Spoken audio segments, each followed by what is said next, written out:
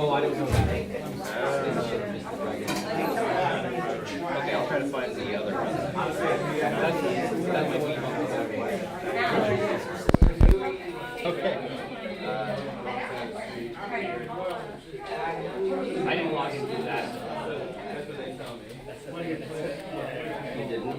No, I logged into like connecting to regular CDCI, whatever this one is. Okay, I'll try a few things. Okay. Thank you though.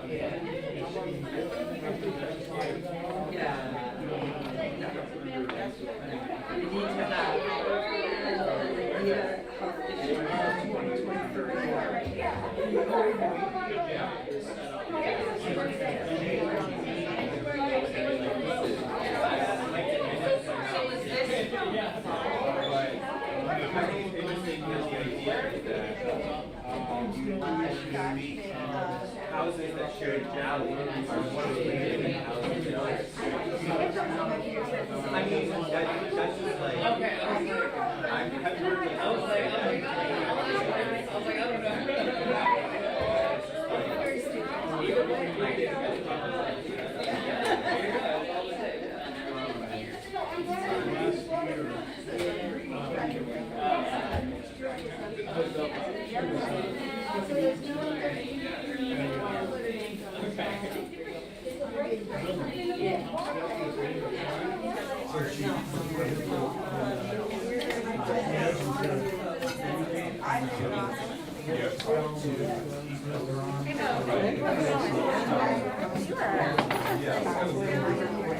So this is what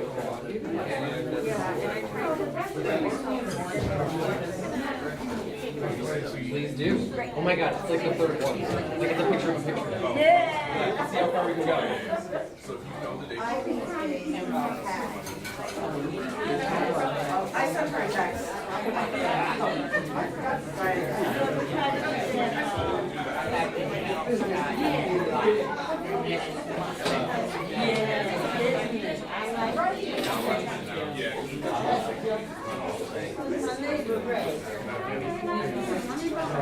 I know, I'm out in our neighborhood. Sorry, you want to start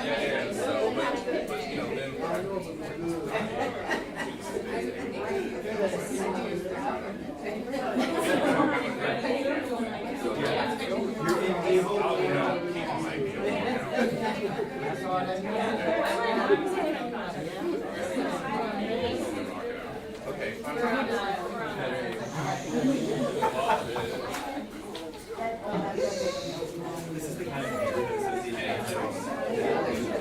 I want to bring it up.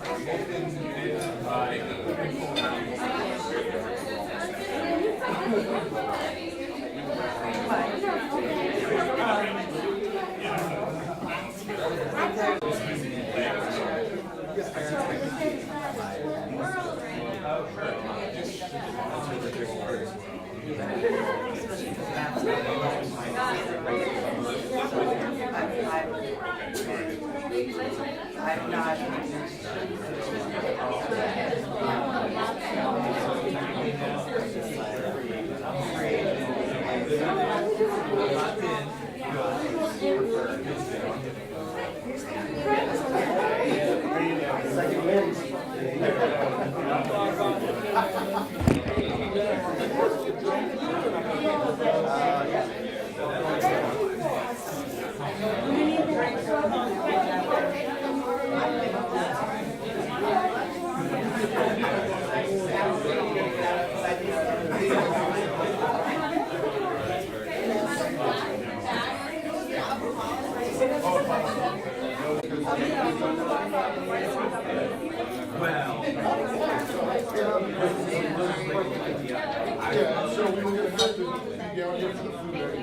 So,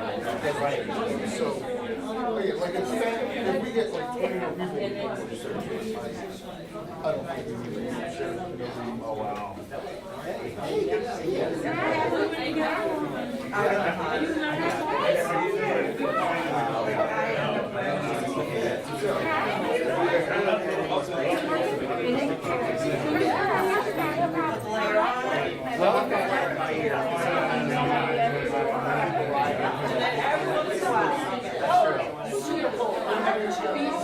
Later, it's going getting their food together and rushing into it. Probably provides structure.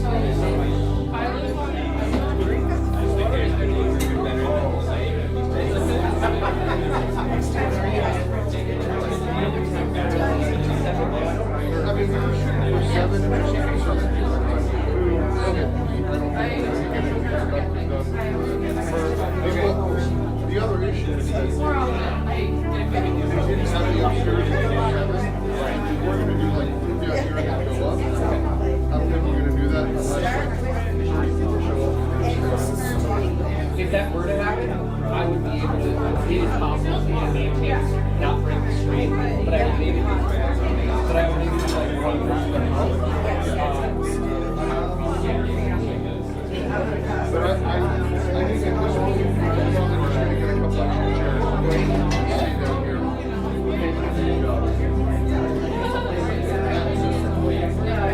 There was speculation as to how many people were showing. Yeah, the numbers were like nitrogen. I believe it. That was like 50 people show up here. Yeah. Looks like we're in the 40s. Yeah. And we might 50. Well, I am on standby. I am. I think.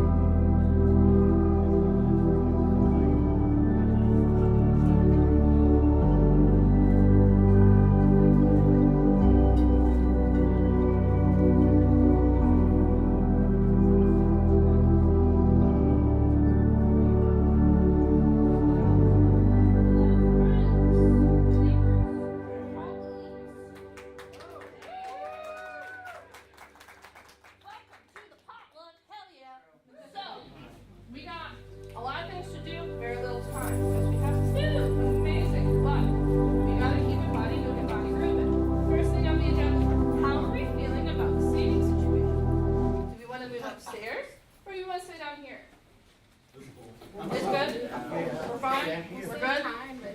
Yeah, we will save time. We're good? We're amazing. Okay. We can get more chairs. We can get more chairs. Can we get somebody on that while I'm talking? Wonderful. Secondly, We need guys, they're upstairs in a big room, so we need more than five. we need at least two. We love community participation. They get muscle building for that. All right, great. So while they're moving, body grooving, we got a couple things for the intro. One, I'd like everyone to meditate on this. What is your favorite Thanksgiving food? We can think about it for a second. What comes to mind? Turkey, mashed potatoes, gravy, which is a separate food from the turkey and the mashed potatoes. You know, cranberry sauce, cranberry relish, two different things. I will die on this hill. Stuffing, amazing. Anybody else? Pumpkin pie. Oh my gosh. Sweet potato pie. Oh, it's so good. Cranberry with orange in it. Yes! Trader Joe's makes it. Ooh, delicious. All right. I'm sorry? I haven't seen pecan pie. I haven't had chocolate pecan, so you're gonna have to send me a recipe. That's ooh. Crumbly's on top. God, we have food and I'm already hungry again. Very good, very good. Now that we're all like comfortable, we all know each other's favorite foods, some of us, it's all good.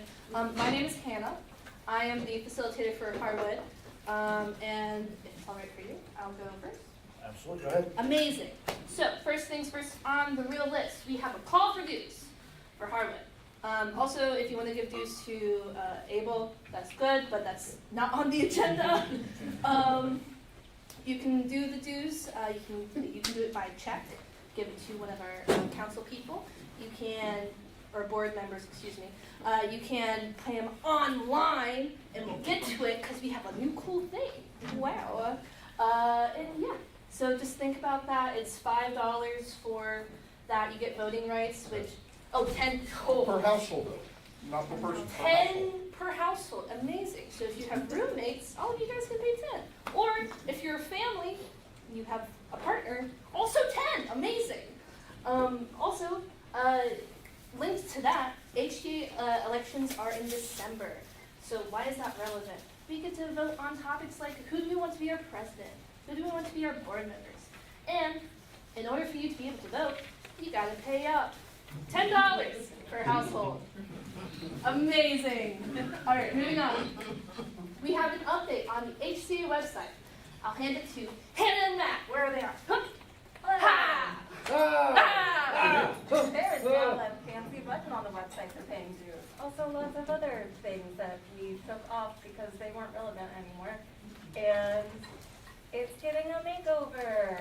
I think like the only real ask right now is we're updating, there's like a photo reel and we want to update that. So please submit, there's a folder on the Google Drive for putting in photos of you and your family and your friends and squirrels and trees and stuff. Amazing. The neighborhood. The And- community. Yes. Also, I feel like I know that the Harwood Community Garden is in flux right now, but that's like a great thing that has been a focal point of the website in the past, but there hasn't really been anything there, so we took that off. But would be happy to add it back if we have something to provide about it. Things are dying right now, unfortunately. Once they start growing again, absolutely. Yeah. And once we get things looking pretty with like mulch and other stuff, absolutely. I also am a part of like the community garden, so yeah. Anyways, good deal. Matt, do you have anything to add? Oh, I would just add that as of this moment, if you can't physically be at these meetings, you can go onto our website and there will either be a direct link or a direct embed of a live stream of these communities for greater access. Wow, nice. Impressive. Thanks. You should do a disclaimer since we're, What's that? do a disclaimer too, since we're. Oh yeah, and if you do not want to be on film this evening, if you go along this wall, this is the not pointing the camera that direction wall. I see you, Melanie. Valid. Unfortunately, I have no choice. I must be seen. So, secondly, wait, do we have any comments, questions, or concerns on that, or is it all just nice? I think we would also like content, if anybody wants to write up. You know, we had like, for example, there's the Able Street Fair. We don't have a Harwood Street Fair, but there are Harwood events. If anybody wants to write even just like a few bullets or highlights, you know, we'd love to be able to put those on the website too. We can also like cross advertise. So like even if like we're not a part of the table, but we have a street fair, we can pop it on in there. Maybe. I'm just spitballing. Anyways.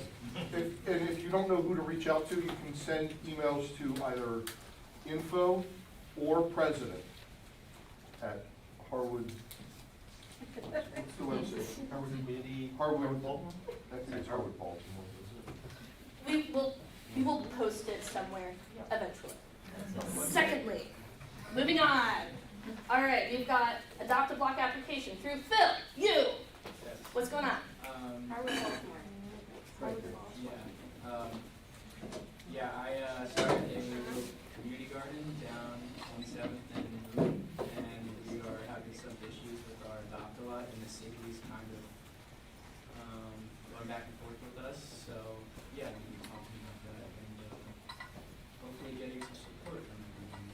Yeah, that sounds like not fun. Yeah. I was going to say something else, but I'm on film.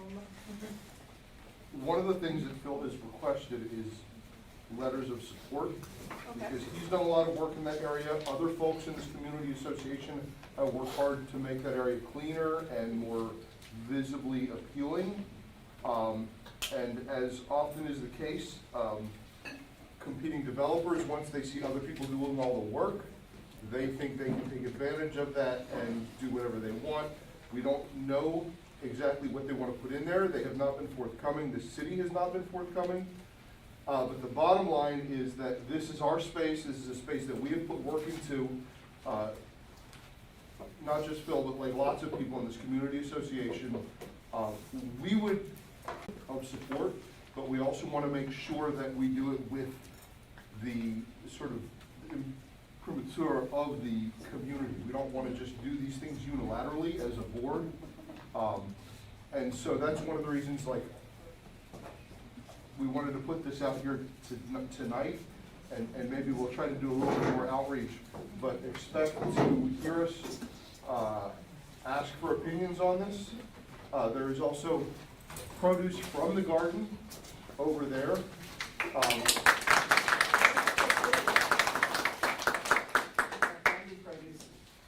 So, Maybe this would be a good first entry to the website as a whole board. I have a lot of pictures. Oh, great. What are the cross streets? So, say the cross streets again? It's East 27th Street and Boone is cross street. We're specifically 501 to 505 East 27th Street. figured out. Otherwise, please, tips, tricks, comments, complaints, all of that about the East Harwood Community Garden would be appreciated. Please send it to an email on the website. Yeah. Amazing. Wonderful. It is info or president at Harwood Baltimore. Info and or president at Harwood, Baltimore, at Gmail? Or just Harwood, at Baltimore. oh my god, we have our own email domain. And so, as part of like, Malaya Movement Baltimore and Barangay Baltimore, both Filipino organizations in the city, we're trying to find ways to kind of give like the most basic amount of support to our new community members, essentially. So one of those things is the Philippines is a very tropical country, and when one is short on money, the last thing that you're able to do is buy coats or even like get a car to drive to like a Target or something to get the coats. So we put together this coat drive. We're not just accepting just coats, but winter clothes, school supplies, books, because they are responsible for furnishing their own classrooms. So until November 22nd, that can be dropped off at our house, right by our bar. And then only other ask as well is a lot of folks have raised the need for needing a mattress. So many of the teachers are staying like 3 or 4. I've heard of Cranksgiving. I couldn't tell you what date it is. Okay. But but that's a fun time. Good deal. Yeah. Okay, cool. We will mark that down. Oh, Probably the Salvation Army, that's like up there across the street. sure. They normally do one at Thanksgiving. Cool. Then if you like go on Saturdays at like between 10 and noon, you can help pack boxes for the elderly. I think probably CARES, which is part of GEDCO, which has they've just moved to Woodburn and York. So where it's up in Govins. Okay. So like where Woodburn turns into Homeland, Govins is there now, and the CARES food pantry, Okay. or GEDCO is there now. The CARES food pantry is there. Good deal. Good deal. Got it? Great. Done. You're up. Hi, everybody. I'm Drew Northrup. I'm the Vice President of the Able Improvement Association. I was also the co-chair of the Street Fair this year. I live on Able Avenue. And we always start our meetings. We're just a little stodgier than you all, so we're going to start off with the Treasurer's Report. Hi, I'm Bonnie Besser. I'm the treasurer of Able Improvement. I'm also the membership chair. So if you're wondering if you've paid your dues or haven't paid your dues, you can always ask me. For beer, and it's sort of win-win. So we use them as an anchor, and then we also have part of the street fair on Able Avenue, like the 3000 block. And one of the concerns I've had, like having the street fair at Peabody the last couple of years, after COVID, was just the music was sort of isolated off in the courtyard of Peabody, and it was very difficult for the people the rest of the fair to hear it. This year we have one of the stages on Able that seemed to work better.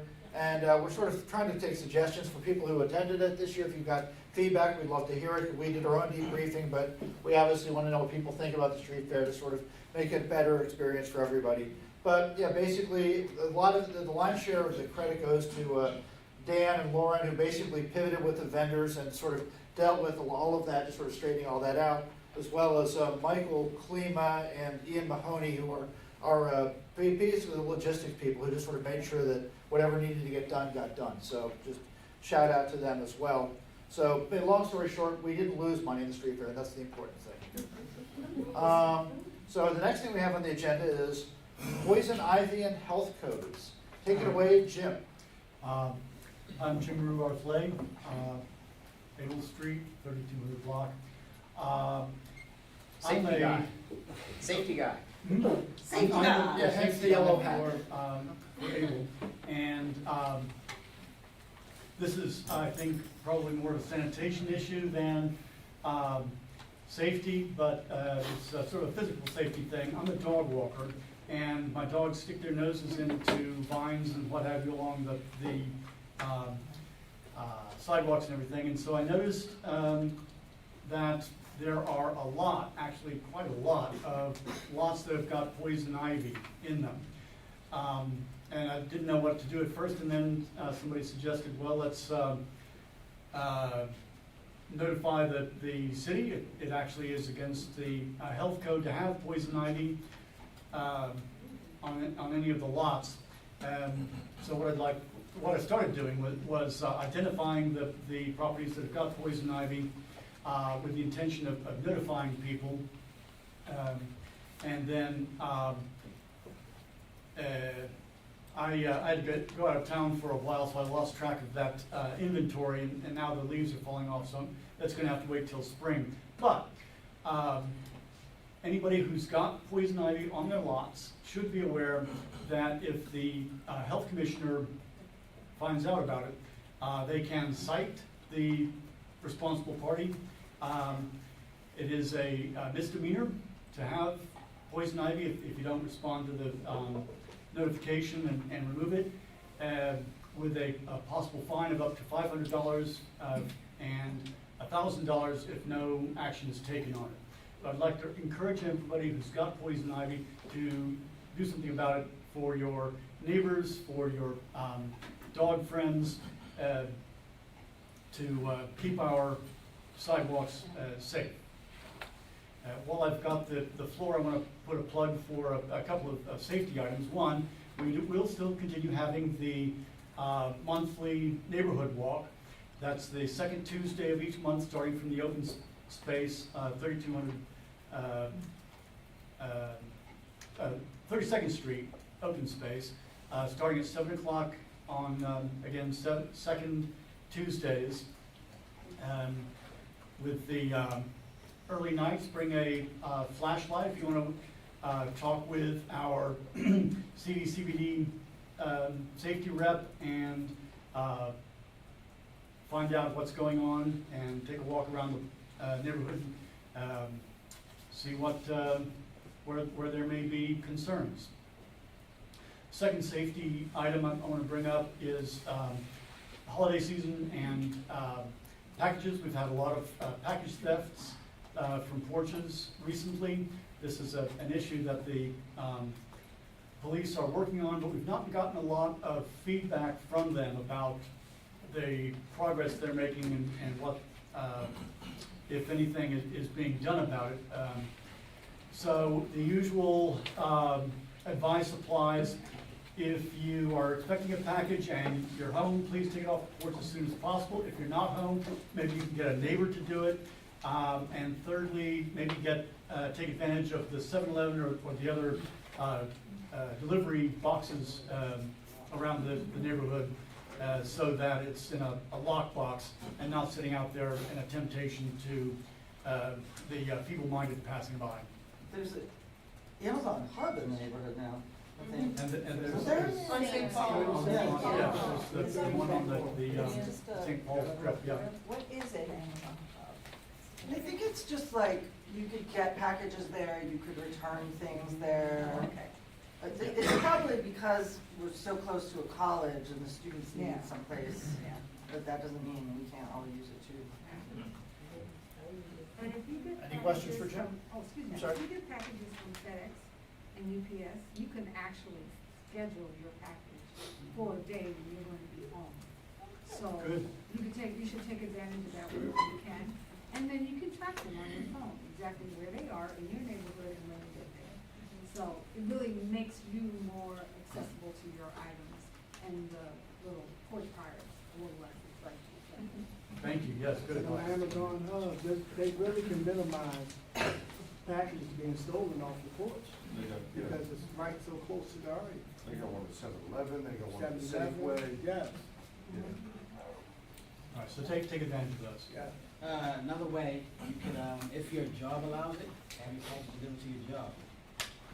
And to speak on what the Northern District are doing, they are actually trying to figure out where all the packages are being stolen from, what times they're doing it, who's doing it.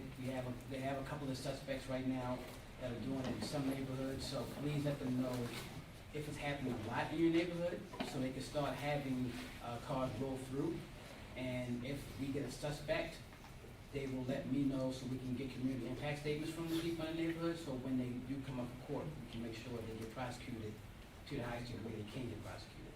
Right now, they're looking at 2 or 3 on the Bremerton right now that are really rummaging through Bremerton. We have video and everything, so that came from people calling them and saying, hey, my package got stolen, this what happened. As long as that 911 call is put in, they know where it's happening, so they can start sending cars through the road through certain times to try to minimize that. Thanks, Darnell. Oh, I was gonna go back to the poison ivy question. Okay. Do you have any tips for how to kill the stuff without hurting yourself? Yeah. Goats can eat it safely. But let's go, we gotta go. So my first thing, I don't know, my instinct is actually for folks who want to like team up on renting a goat and seeing if we can have like a goat circulate between the yards and the adults. I support this. This sounds fun. He has a, what do you say they kill? Rock salt and boiling hot water, and you spray it on the plants where the root base is and dry it out. So- Rock salt and boron. Rock salt? Boiling water. Well, Oh, and so- boiling water, yeah. So the only issue is if it is with other plants, the salt water and the boiling water will hurt the other plants. The other option, and it just takes persistence, you just have to keep cutting it at the base of the vine. It will eventually run out of energy and die. But you have to keep doing it. I say this as somebody who used to get poison ivy every summer because I just never learned my lesson, but, you just have to keep cutting it, and you have to wear gloves, or disposable rubber gloves. The other thing is there are, cleaning products like like mechanics use to get motor oil off your hand. Because the oil, although the oil from the poison ivy plant is not visible, it is incredibly viscous. And so you can wash it off with soap, but you need, it doesn't have to be like an industrial grade soap, but you just need to scrub. You need to scrub, and it will get it off. Again, I say this is somebody who has spent my whole childhood getting poison ivy every summer. Just soap and water, but rubber gloves, and then wash your hands when you're done really, really well will help. One thing is, if anybody has like some like, look at like this tiny little bucket.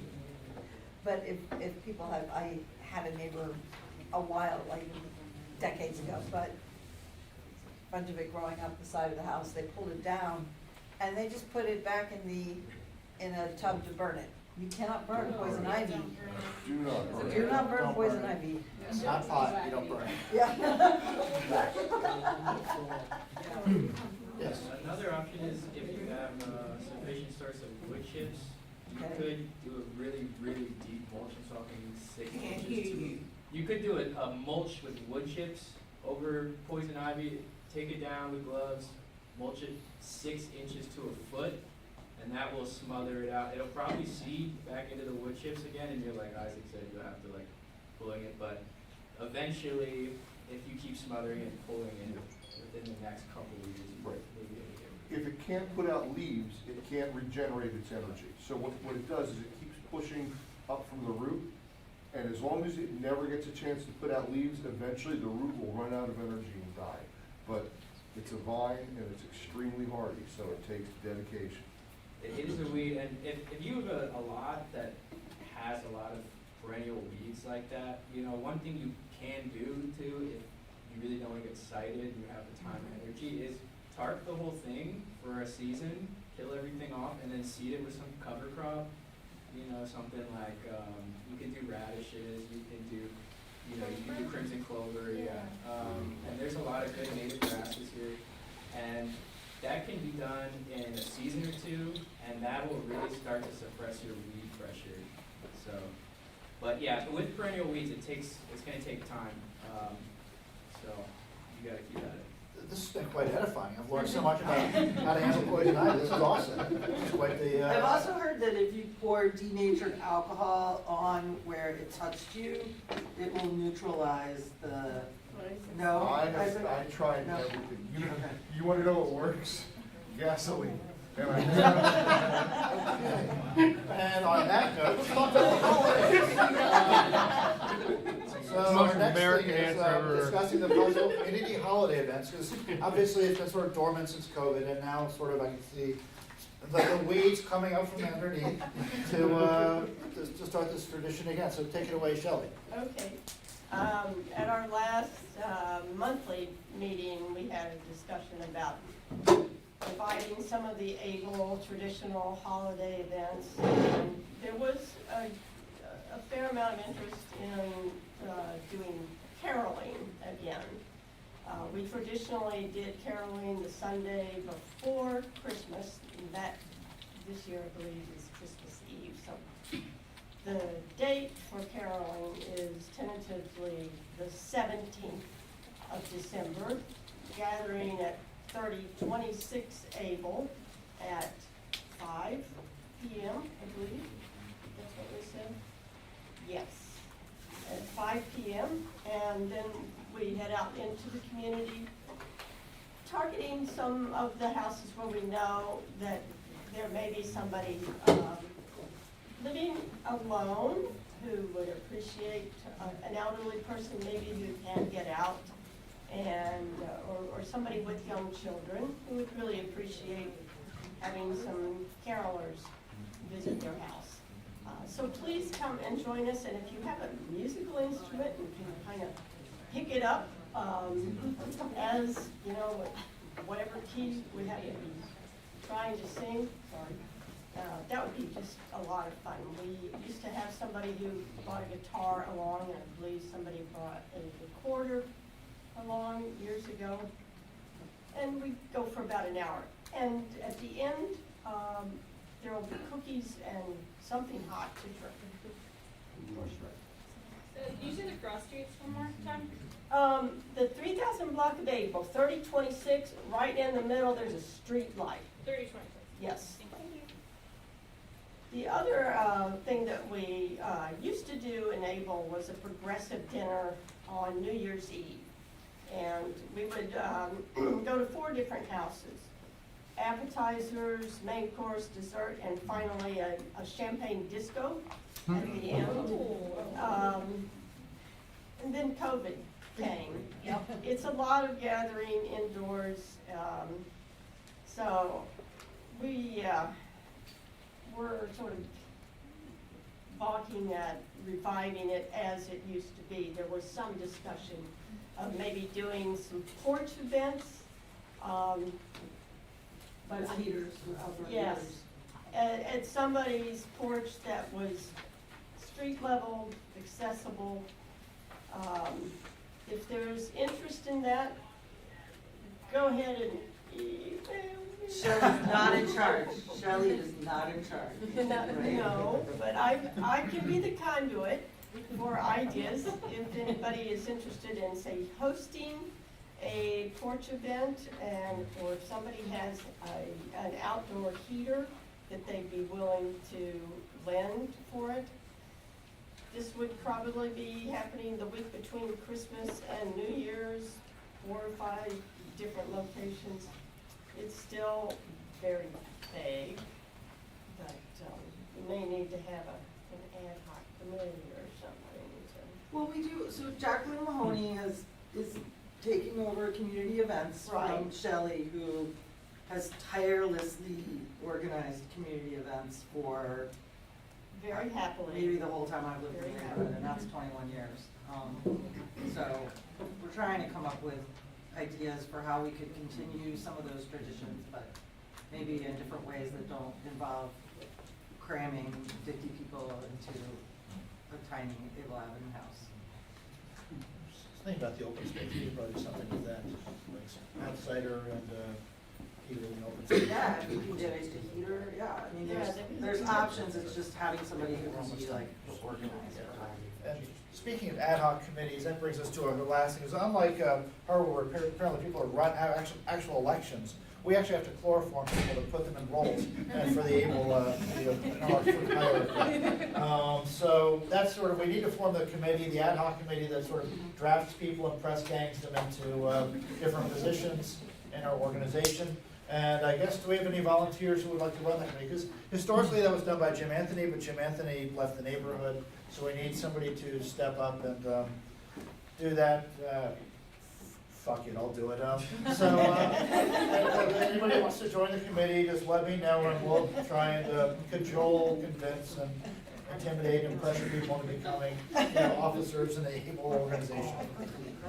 Can I piggyback off that, because we kind of skipped over that a little bit in the Harwood section. Sorry. But that's okay, we had a lot to get through. But since this is coming back up, we really, really want to invite folks from Harwood to become board members. We are down to help that transition, also take on those roles for a little while. It's really nice to have a rotation of people involved. And I'll add to that. This was the first year for, I think, most of the members of the board. After a weird couple of years because of the pandemic, we learned a lot. And I think that anybody who joins the board, and there is no cap on board members. We have a couple of positions that are mandatory in terms of a treasurer, in terms of a president. Mike is president. But other than that, we would love to have more board members, because the more board members, the easier it is to share responsibilities. We've learned a lot this past year, particularly thanks to Yvonne, who represents our link to previous boards. But yeah, anybody who's interested, this is not a competition, honestly. like, this is not a competition, there is no power struggle here.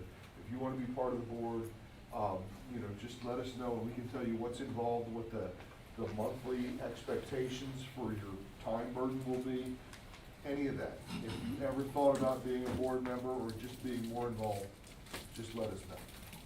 Plus, if you're ever just like, man, I wish something would change. I wish this specific thing would change. Look, it's a way. It's a way for it to change. It could happen. Totally. I think for me, yeah, knowing that it wouldn't be like stepping on anybody's feet really helped me feel encouraged and empowered to run for office. And that's definitely the case still. That everyone that's on the board now is happy to have more people come on and either share responsibilities or replace some of the duties and have people swap out for other duties. I myself won't be running for president again, and I'm excited to pitch in as a civilian. So. You gonna do your Lyndon B. Johnson speech? I'll have to I will watch not YouTube run. videos of that. If elected, if I will not run, if elected, I will not serve. Any other questions or concerns about that particular item? Lyndon B. Johnson? Well, yeah, I have some objections. You remember Kira's biography? That's pretty amazing. Okay, and I think that pretty much concludes it. So now we're moving on to the joint AIA HCA items, and I guess Odette's not here yet, so let's start with you, Emil. Hey, good evening, everyone. My name is Emil Walczyk, live on 3000 block of Guilford, and I am the chair of the ABLE Committee to oppose the Johns Hopkins Police Department. Both of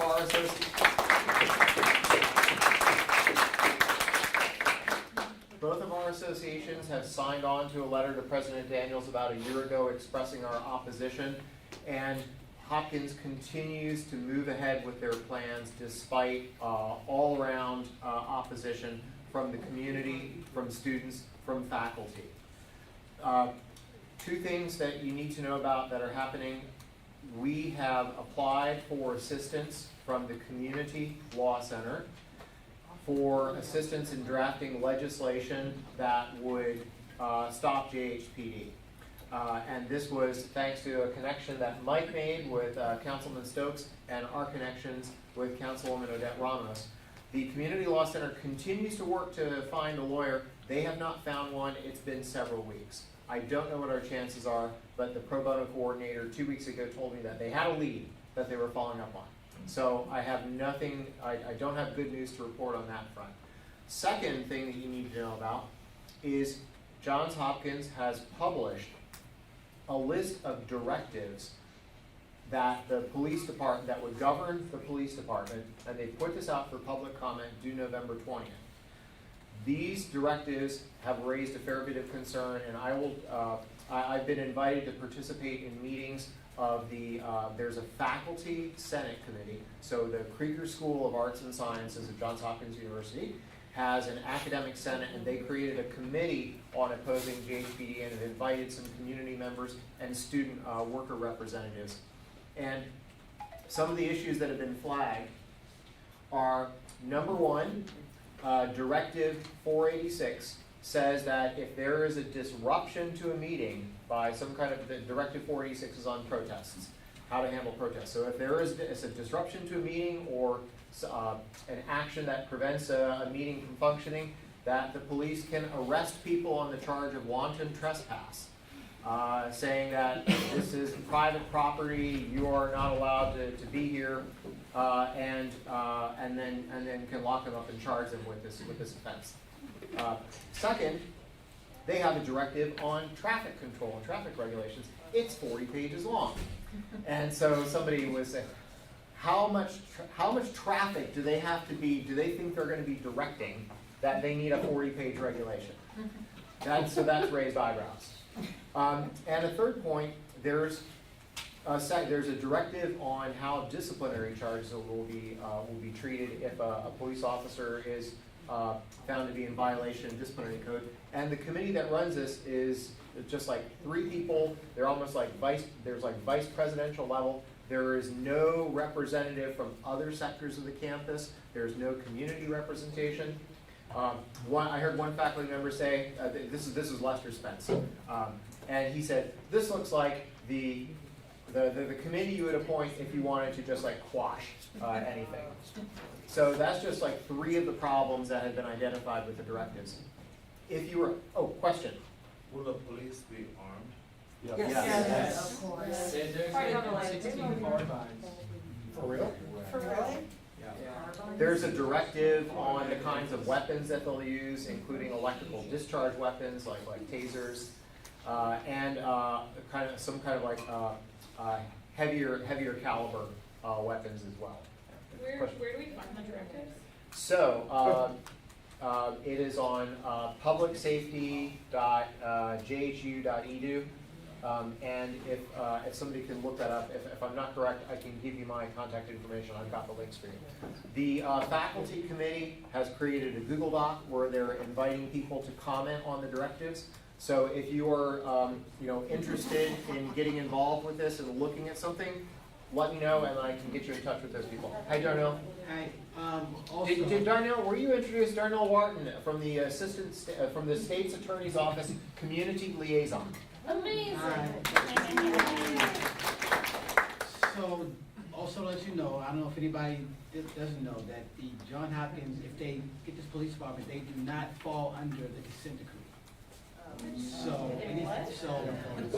as BPD is getting trained on these reforms, they'll be able to operate outside the consent decree.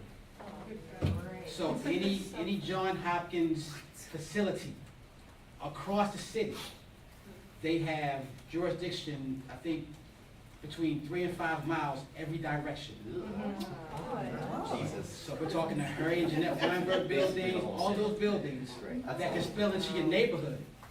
So if your neighborhood is 3 to 4 miles away from the campus per se, they have jurisdiction to operate under their, law, whatever it is, and don't have to come up under the consent decree reforms going on in the city right now. So that's one of the reasons why a lot of opposition is going, because they'll be able to operate as their own justice.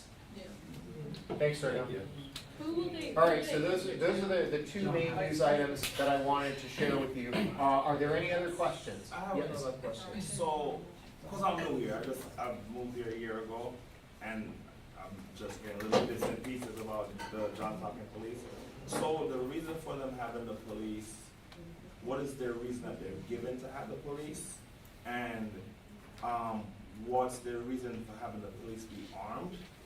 And if the police are armed, who are those arms pointed at? Because those questions will tell you like what their goal is. I think I can say very simply, Johns Hopkins is the largest employer, not just in the city, but in the state. So they want a police force because they have always felt that they should be able to do what they want. And they want to be able to manage their own security. They have security guards. They provide security guards for the neighborhood. They would like a higher level of authority over the type of law enforcement that happens on their property, which is substantial. It extends all across the city. Any building that is owned by and operated by Hopkins would fall under their jurisdiction, which is, but not just that. I don't think it's 3 miles, but there's like an area around their property where their police would be able to act. And all of this is tied to a memorandum of understanding they have signed with the Baltimore Police Department that gives them essentially full police authority, not just security guards, police. So that's at the crux of all of this, is they've been doing this against the wishes of their faculty, their students, and the communities wherein they lie. And nobody is stopping them because, again, Johns Hopkins is not just the biggest employer in the city, they're the largest employer in the state. So why are they armed? So because cops get guns. Okay, so that's one more because no, but that's not a good enough reason. No, to it's arm not. them. Now they have faculty and they have students. Yes. Are they armed so they can point the guns at the faculty and the students? They were protecting the faculty. Sir, you put your finger on the reason why the neighborhoods are just so much opposed to JHPD. Yeah, and to confirm, you were correct about the address. It is publicsafety.jhu.edu where you can provide public comment. But to be fair, almost every other private and public institution has their own private police in the country. No, that's not true. There's not that many private institutions that have private police. Well, then that's not the thing. There's also, a lot of opposition that's loud, and I think a lot of people, I mean, there's no support committee on there, because there's no need to support it, and it's already going to happen. And that's why I don't know how much of this opposition is real, or just people who have a louder voice, what I'm saying. Well, I can tell you There is that a lot of real April voted 40-0 against the police force when they first had proposed it. So I'd say our neighborhood is pretty united against it. Yeah, so I can tell you that 5 community associations around the Homewood campus have opposed it. So you got Able, Harwood, Waverly Improvement, Greater Remington Improvement Association, and Old Goucher Community Association all signed the joint letter. The Krieger School of Arts and Sciences, the entire faculty senate voted overwhelmingly against that. The undergraduate student government, I think was like 60-40 against the police Yeah, but department. those polls, I mean, I was a student at Hopkins, most people supported it, but they were afraid to speak out. Well, so that doesn't apply to the academic senate, because that's like an Well, the actual academic faculty setting is vote. different though, and then the other thing is, I'm a Harwood resident, I never had a say whether I approved it or not. Well, So where is so the- Harwood, so- the community association voted on it as a whole. That's what I'm saying, a couple but that's years not, the ago. community association is like 10 people out of the entire community. No, it's So- not. A lot more than 10. Well, what I'm saying is, I don't think anyone has ever come to the community association to oppose it, I think it's everyone's like, I mean, Yes, they everyone have. will come to the page to support it. It's There always been have been opposed. many meetings at both Harwood and Able. And has anyone And joint opposed it? meetings. I mean, supported it? Yeah, no. That's what I'm saying, it's just one-sided. I have a question. Like, why would someone speak up against it if everyone's saying the opposite?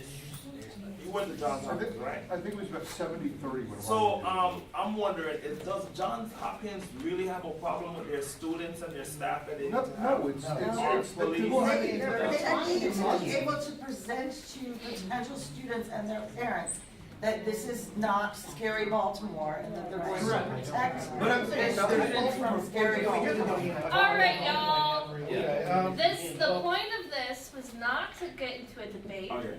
It was to inform. If you want to continue this discussion Well, I'm just afterwards, saying, please there's do. No, Well, we no, are so We're ending. out of time. That's not the agenda. And Councilwoman Odette Ramos just joined us. Sorry you landed smack dab in the middle of our JHPD report. But would it be, may we table this matter for the good councilwoman to present?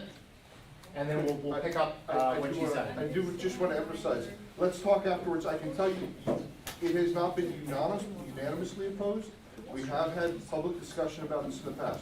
If you want to talk about it afterwards, we can. Yeah, I'm just saying, because every community meeting I've come to, it's never been propped out and said, we'll discuss it later, but I've been bringing this up since the summer, and it's always like, we oppose it, we oppose it, we oppose it, we oppose it, we oppose it. All right, well, let's have this, I can tell you. This has been formally discussed Well, a but I'm couple saying- of years ago. Years. It's not, Years yeah, ago, it's but the like- community has changed since then, is what I'm saying. It's become more So opposed. Councilwoman Don't worry, I don't think so. All right, y'all. Hi, everybody. Yeah. Great to see you all today. I'm so sorry to be late, but it's really great to have everybody together.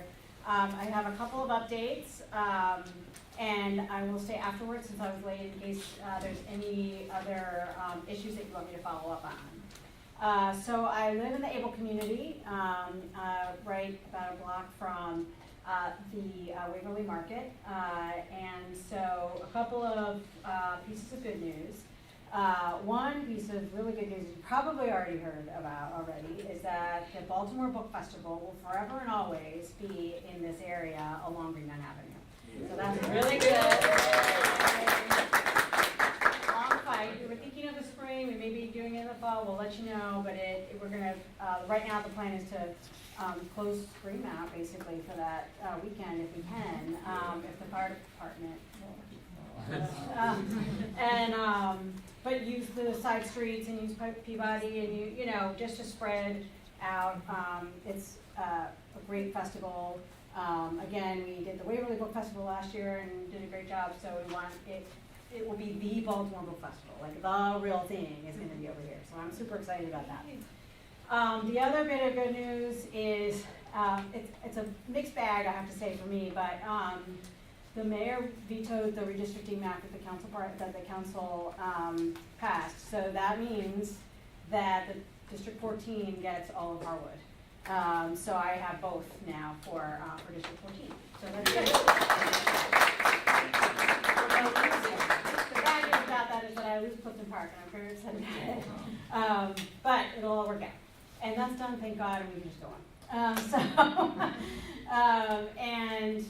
So I'm, for those of you who don't know me, I've done a lot of work. I've been in Baltimore for 30 years. I've done a lot of work around housing and community development. So the biggest issue that I'm trying to address is tackling vacant and abandoned properties, not to demolish them, but to rehab them. I'm very upset that there's elders that are living next to vacant properties for many, many years. That a lot of our violent crime is happening in those areas. It's potential. I don't even use the word blight because to me it's a lot of potential in our city. Yeah. And the more that we can rehab the properties and bring people in and have renters become homeowners, I think basically this is the biggest issue that our city has to face, and we have not done a good job of facing it. So I have a couple of tools that I've already introduced. I'm introducing another one. I can talk all day about it, but I know you all have been here for a while, so I won't. But I'll let you, know about those. And then next week we'll be voting finally on my inclusionary housing bill. For developments with 20 or more units, that there would be 10. Right now the bill says 10%. We're trying to go up to 50% set aside for affordable housing. So. That's timely given the announcement that we just got about the Inner Harbor stuff that's happening. So there's some good things happening. I'm very excited about it. So I look forward to meeting my new constituents in Harwood, and then continuing to work with my neighbors in Able. There's a lot going on, so I'm happy to stay and take any questions you might have about anything that I'm working on or anything that's going on in the neighborhood. So that we can work on it together. Could you at least say a few words about the land bank and the pilot initiative? Yeah, so I introduced legislation in March, actually, that would create Baltimore's land bank. A land bank is used in 200 other cities and states, including Detroit, to address vacant and abandoned properties. And it's a much more efficient and effective way to acquire vacant and abandoned properties and then dispose of them in a strategic way, in a block by block fashion. In Detroit, Detroit had 90,000 vacant properties after the foreclosure crisis. Their stock is a little bit different because people just left and it wasn't as dilapidated as ours is. But with the help of their land bank, they've sold 50,000 of those vacant and abandoned properties, 75% to residents. 75% to residents. So we've had really great track record in other cities for making this work. We just need every single tool to address this. So I will let you know when the hearing is. It's taken a while because of other things that have distracted the council, and a little bit of opposition from the mayor. And so we'll just keep rolling on that, and I'll let you know. We do have a new tool also called In Rem, which you may have heard about. When the liens exceed the value of a property, unpaid taxes, unpaid water bill, unpaid citations, the city can automatically foreclose on that property. This is a new tool that I brought to Baltimore. It's been a year since we started implementing that tool, and it's been a lot slower than I would like, but it is a game changer. The city only owns, like a lot of people say, oh, the city owns all these vacant properties. The city only owns 1,000 of the 15,000 vacant properties. So the trick is to make sure that we're acquiring these properties through these foreclosure processes. Next meeting, I'll be introducing the second tool, I call it INREM 2. When the liens are below the value of the property, we can still foreclose. And there's additional steps that we have to take in order to do that. So with the land bank and these tools, we can really do a good job of acquiring these properties from people that have died, people that are just bidding on them, people that don't care about our communities, and really, do some good work. So I'm super excited about all of this, and I've been working on these issues for the last, however long I've been in Baltimore, which has been a while. So I'm really excited to be able to do that as a council person. And I've just been, I just got elected 3 years ago, so I would appreciate your vote next time too. Can I ask why the mayor is kind of not down for the land bank? Yeah. So the Department of Housing and Community Development, I think has done some really good things. I think they need some assistance. And so we need to have all the tools and all the capacity possible. I think the mayor believes that the agency can do it all itself. I think that's not nice. When you say interim, how is that spelled? Good question. It's INREM, INREM. It is it's 2 separate words. It's Latin for in one. It's a legal term for the lawyers in the room. It is used as an acquisition tool by a lot of other cities and states. So we just stole a good idea and brought it to Baltimore. How long does the foreclosure typically take to process? And with this new land bank and all that, do we think this would be expedite the process? Or I know it's all what is, but do you have an idea of? Yeah. So currently, the processes that we have taken away in REM is receivership. So that usually takes about 1.5 years, 2 years. And what happens there is that when there's enough 311s on a property, it goes to code enforcement, and code enforcement goes to the courts, and the courts auction off, or send it to a receiver who then auctions it off to the highest bidder. The high bidder may not have the interest of the community in mind. It can be anyone from It could be anywhere, anybody right? that goes to high bid, okay? Is And that- Oh, I'm so sorry. Go ahead. Is that how, I've been reading a lot about, foreign interests Yeah, in Baltimore? Okay, so that is one of the ways that some of these guys have gotten these properties. Okay, That is so correct. weird. Yeah, Anyways. yep. And actually, I could go into the whole thing. So it was this guy who's from Florida, from ABC Capital, who bid on all these properties through receivership and through tax sale. And then he went to people in Turkey and in Bogota and a couple other places and said, hey, I got all these properties in Baltimore, and we're gonna rehab them, and you're gonna make a lot of money. And they're like, great, we like to make money. We don't know anything about Baltimore, so we're just gonna give you a bunch of money and expect to get paid back. Well, they were starting to get paid, and then they didn't get paid, and then they're like, wait, what's happening? So, exactly. So I have a few of those properties in my district that we're trying to deal with to unravel all of that. So the goal here is to not use this high bid process, right? So that we can control the outcome of the property. So the other piece in terms of how people are getting properties is what's called tax sale foreclosure, and that's a 2-year process because it takes forever for the certificate to then get foreclosed upon. It's just a whole different process. The in-rem process is designed to be 6 months from the date of filing to the date of foreclosure, so that then the city can take possession of that property and then work with the community on what the outcomes will be, okay? And the goal is to try to get blocks of properties, not just one here, one there, and one there, right? So I've done the inventory, as you would expect, in my district. I still have to do it for Harwood. I haven't done that yet, but I will. So I know where all of these properties are in my district. And with INREM 1 and INREM 2, we can acquire 65% of the vacant properties in my district, and really have a block-by-block strategy. And I'm doing that analysis for my colleagues. So it's a real game changer. It's super exciting if we have the right capacity. It's been very frustrating to not hire the lawyers that the city has had to hire. It took a year to start hiring lawyers after I advocated for the money. Yeah. So, but we're gonna get there. We just need all the tools that we can get.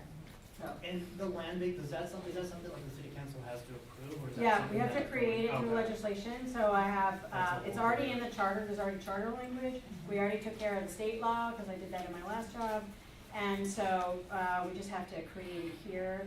The way that we are creating it is it's a quasi-governmental entity, so it's still connected to city government. But it doesn't have to go through the same HR process, it doesn't have to go through, people can, it doesn't have to go, all the properties don't have to go through the Board of Estimates to be sold, it can just be. So hopefully less sold. bureaucratic. It would expedite, Yeah. a disposition and acquisition. So, it's exciting, I could talk about it all day, I know I've been here, so, yeah. So is there anything the city could do about the whole process where the highest bidder gets a property, would it be The like? point, we're gonna try not to use it. Okay. So there are, and it doesn't work when there's like a block of vacant properties, because then Okay. you're selling each one separately. So the goal is to try to use less of that, right? Okay. The other thing where this guy was getting properties is through tax sales. So when people don't pay their taxes, which doesn't happen with vacant properties, then it goes up for, the lien goes up for sale. An investor can buy that lien, highest bidder gets it, okay? And then has 2 years to foreclose on the property. So if it's a homeowner, right, that guy is super evil. I know they're all guys, but, well, there's one woman. I know them all. I love this fight, okay? Anyway, so they go to the homeowner and say, hey, you know, you had a $750 bill. Now you owe me $750 plus $1,000 for all the fees and everything else. It's like horribly predatory, okay? So we're trying to reform that system. Mayor Scott has been a huge champion of that in terms of taking homeowners out of tax sale, and we're going through the process of reforming that system so we have our own tax collection system and not do it this other way that the rest of the state of Maryland does. For vacant properties, same thing happens. The lien goes up for sale. A lot of times nobody buys it because they don't think it's worth, you know, $250,000 for a house that's worth $5, right, or $500. So a lot of them are just churning through the system, which is why we need this interim process to get through that.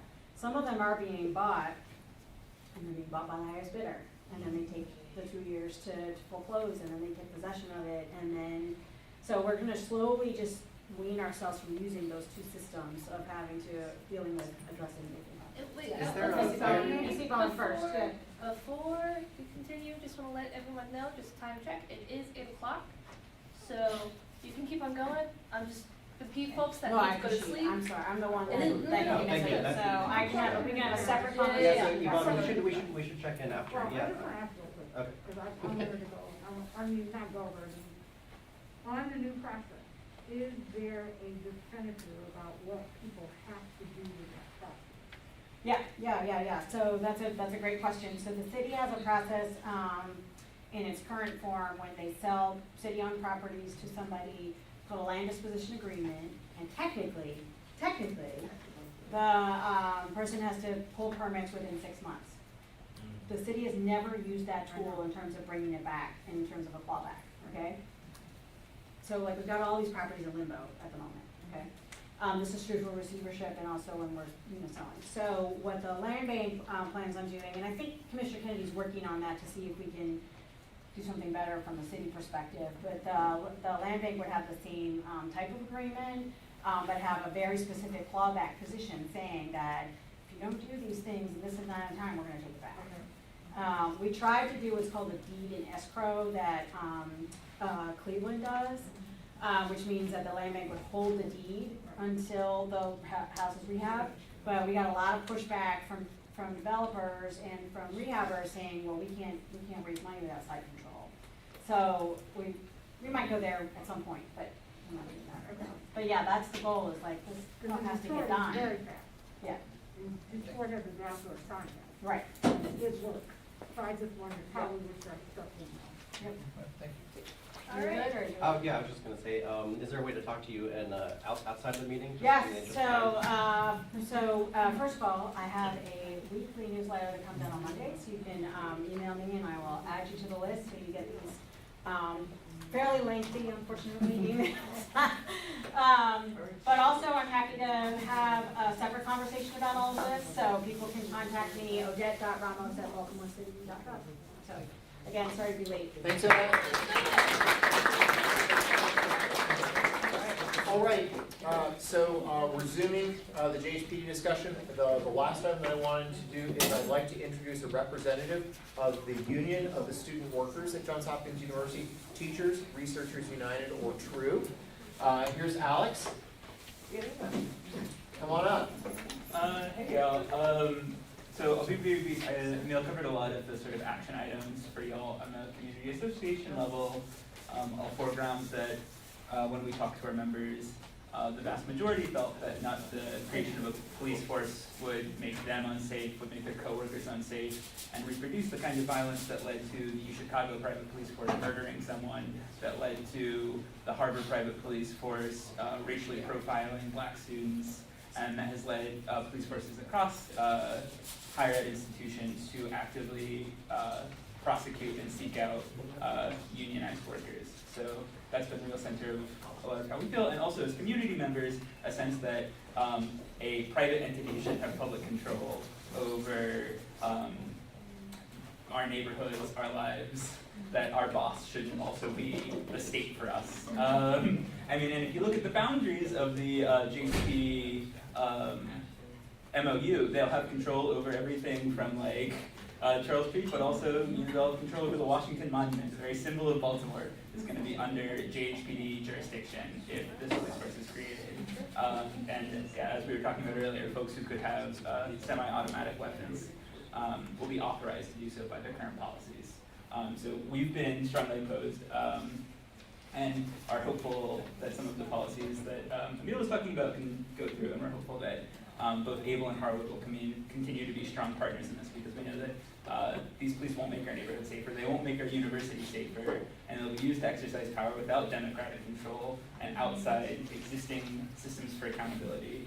Our bargaining committee recently met with Brandel Bart, who's going to be the head of the police force if it's created, and he was very clear that actually the accountability board that is being created will have no actual control over the police force, and that all accountability will be done through the existing Baltimore accountability structure, which I think we all know is not very accountable at all. So that's our basic position on the police. The other thing that I briefly wanted to mention is that we're part of another coalition that's currently launching the With Us, For Us coalition, which is attempting to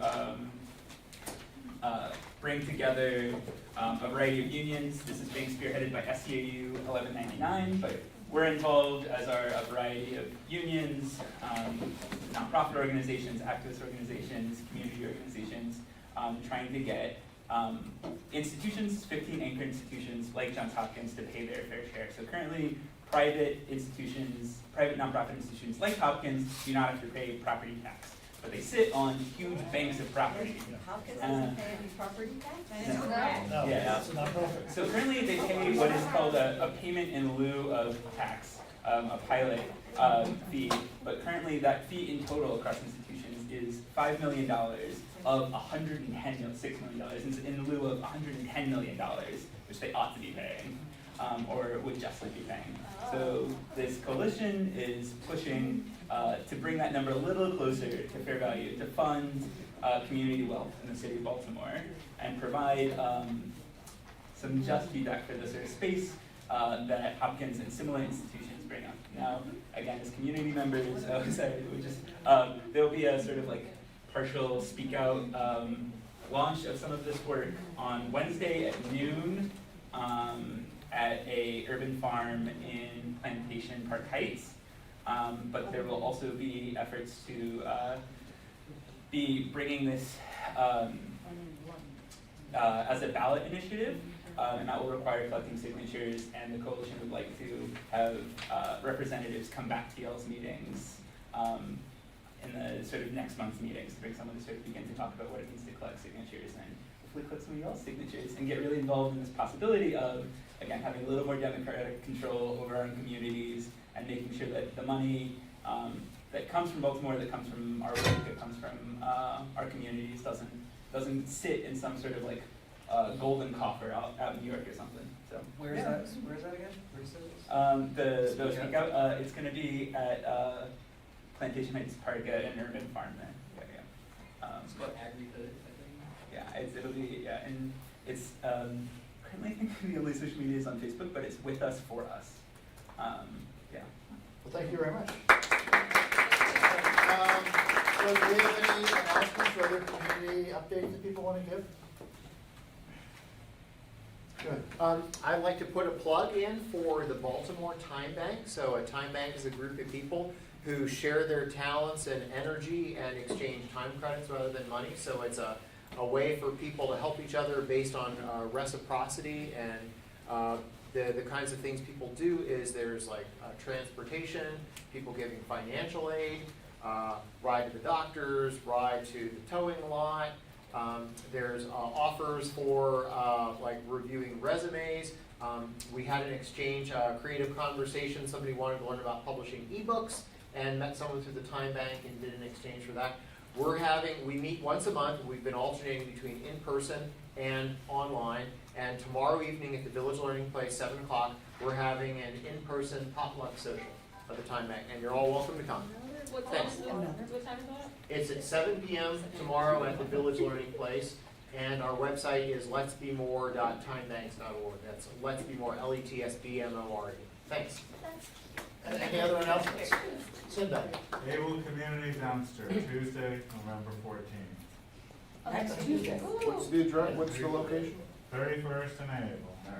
Any other announcements? Yes, sir. Yeah, what's the point of community meetings if people aren't able to express constructive criticism or like actually provide their own input against something? I think you've expressed your. Yeah, but I'm saying, like, Well, I think it was brought up in the chat once, this and is an everyone shut the guy announcement. down. Okay. So how are you able, and then like come to the committee meeting if you actually want to be involved, so then you come to the committee meeting and it was like, oh, you just villainize the police and then you just say, you drop these stats that are very skewed, and then you don't provide room or a comfortable environment to let someone else say, oh, I think, like, to see why you think maybe a different police system, like the Hopkins one, might be not also bad. So a public forum is not very good for nuanced conversation that you're looking for.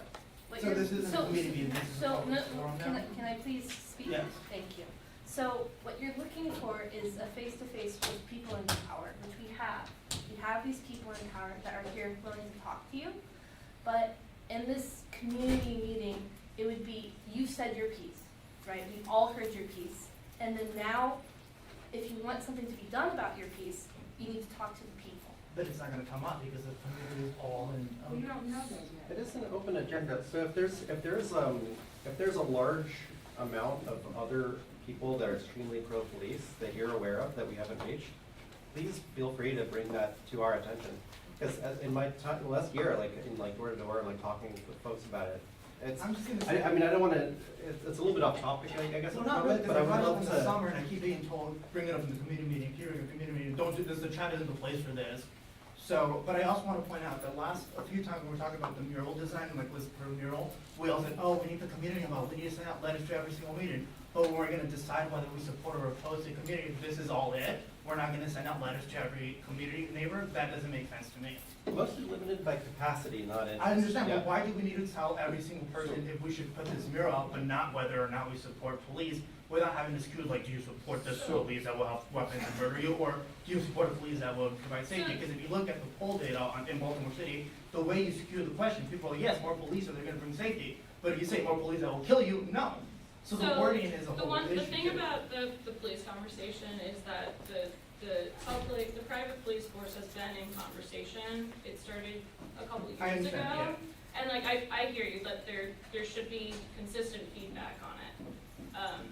Where our letter of support was written was, I believe, last year, or like even before any of us current board members. It was the year before that. Yeah, year before that. And we were against it. Yeah, Correct. there was a huge number of votes. There were like 50 plus people there, who had taken their vote. Like as we said, there was like probably about a 70-30 skew vote in favor of not supporting the private police force. But there's also been huge numbers of community dialogue. Like like Emil said, there's been a huge number of like the community associations, but also like the students themselves. Sorry, I'm getting a little. Yeah, but I'm also a student, and every time everyone's like, we support it, but we don't say anything because you would constantly be shut down. So in your conversations as a student, did you feel like you didn't ever No, have and then like, if someone says something on Facebook, it was automatically called a Nazi for just Maybe saying. it's an unpopular opinion. No, I don't think so. I mean, I honestly think, I was a student, most of them were like, it's not that bad, people are getting mugged every week. You receive these emails, student robbed at gunpoint, student robbed at gunpoint, student. I know, but I'm saying the wording says everything. If you're gonna say, do you support a police that is undemocratic and will have these gone? Of course you're gonna say no. And we don't want it to be that way, so we're working and Who fighting to is make we sure. though? I'm saying I was never asked. So hold on, so let me just clarify. One of the issues, and you've cued into this, there is a prevailing sentiment that people have voiced. We, and you can argue with this or, you can disagree with this if you want. We basically said, look, we don't need to take a poll every single year unless we see like some sort of sign. The people who show up to oppose it show up consistently. The people who want to support it, I understand, there are certainly people who, Yeah, but why would someone who's supporting show up is what I'm saying. 70-30. Because they want In order to make it 70-30, so 30% did say, we are okay with this. But the people who show up in larger numbers, and this is overwhelmingly the case, anytime you look at community activism. Yeah, but selective people- bias, that's what I'm saying. Well, No, it's look, always the I- same argument over and over again. You need an actual poll of neighbors to get the actual report. You can't just say whoever shows up to this meeting. But Well, so what you want is basically the city as a whole to be, No, it to be the a Harwood ballot residents initiative. should actually be polled with an actual unbiased question, not But just. are you willing to do that? Because Well- it takes work. I'm saying, well, I'm saying, the way it's trying to sound. So the point that you bring up, I just want to say as a board member, is actually something we talk about quite regularly. You're right. Like, we do not represent the however many, 2,000 people in Harwood. Like, we don't. We represent the people that are here. the people who So show up. what I will say, I guess what I'm acknowledging and validating what you're saying, that like we also acknowledge that we are not the voice of Harwood. We are the people that show up once a month. So to your credit, like that's a valid point, and that's something we don't have the answer to yet, but we sure are That's interested why more people should join in the the board, resolution. because But- we do the best that we can to flyer.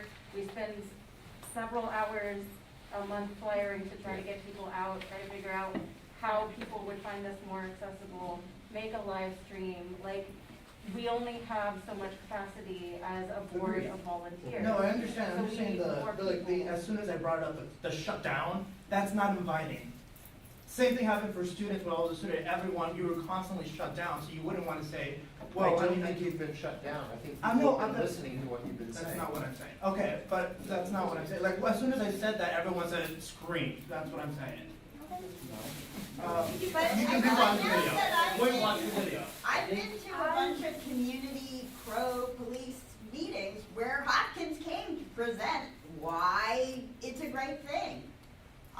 And so that perspective is I'm saying there's no definitely need to trust that when it's presented. already happening. The people who oppose are always gonna, it's So like I think this is a conversation that can happen after the meeting is done. correct. So Is they're there a gonna motion have on the these community table? meetings, so we're gonna say, that's what I'm saying. But What's the you point can of have, these you community can have meetings? this discussion. I asked in the summer, they told me to come to community meetings. I've gone to every single one, and always like, we'll talk about it the next one, we'll talk about it the next one. Well, then join What the is board so point? that you- No, what's the point? So they're go to the board, so. This is not gonna get solved right now, especially in the presence of everybody. Move to adjourn. I know, But is there a motion to adjourn? Second. Second. All in favor? Can we just add that not all residents support the community association, because it's just some people that may. I'm sure. In all of our communications.